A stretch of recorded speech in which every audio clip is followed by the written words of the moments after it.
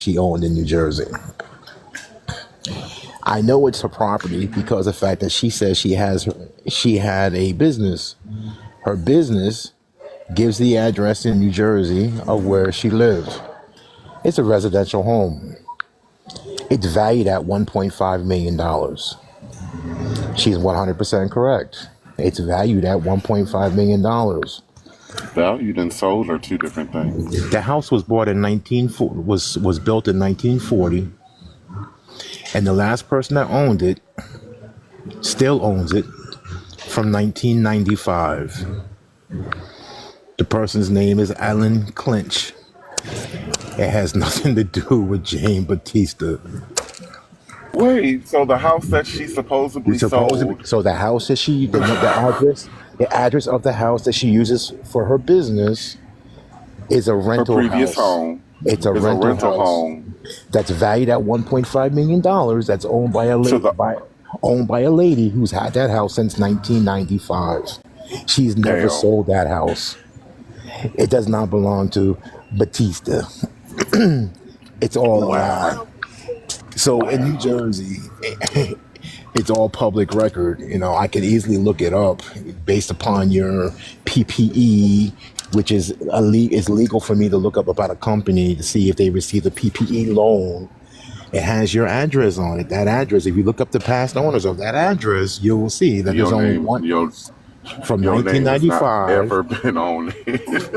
Since 1995, that house has never been sold.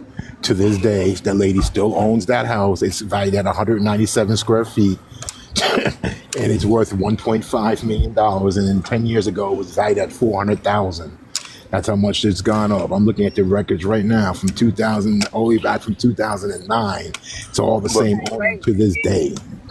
So it's safe to say she's just been perpetrating. So she ain't never owned anything as of now. Exactly. That's why she's renting now. How can you take a $1.5 million house if you sold it? You should be able to go down to Florida and buy you $1 million home, no problem. Right? Why would okay, hold on. Can y'all hear me? Y'all hear me? Kevy Kev, wait a minute. Mm-hmm. So, you know, I ain't gonna lie on nobody. I ain't gonna lie for nobody. There is a house.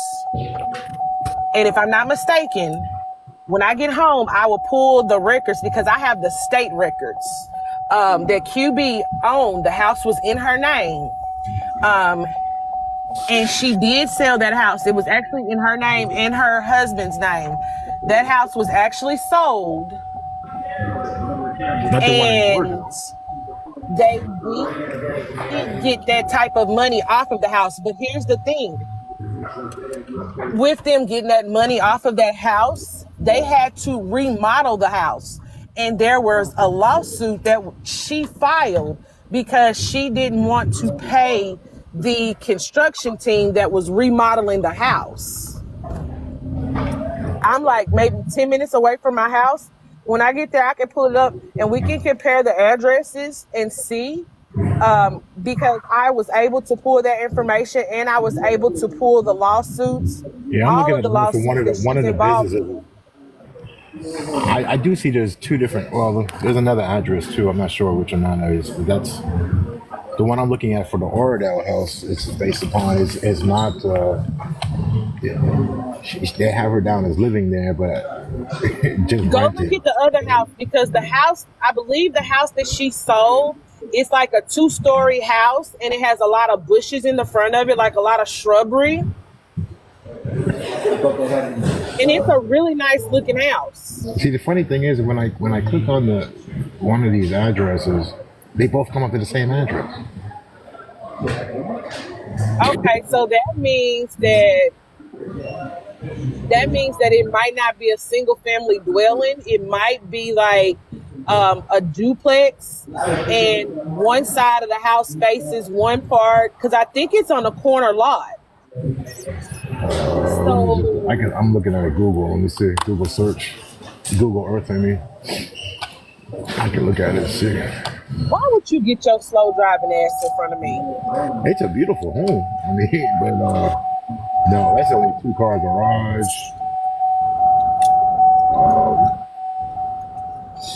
It's a big home. Look like four bedroom. Look like. It's a beautiful. Yeah, that's the one that I saw. That home was very beautiful. As soon as I get home, I can tell you which homes were in her name, when it was sold, how much That it home sold was for. showing me that it was 200 was the same owner. The owner hasn't changed. Okay.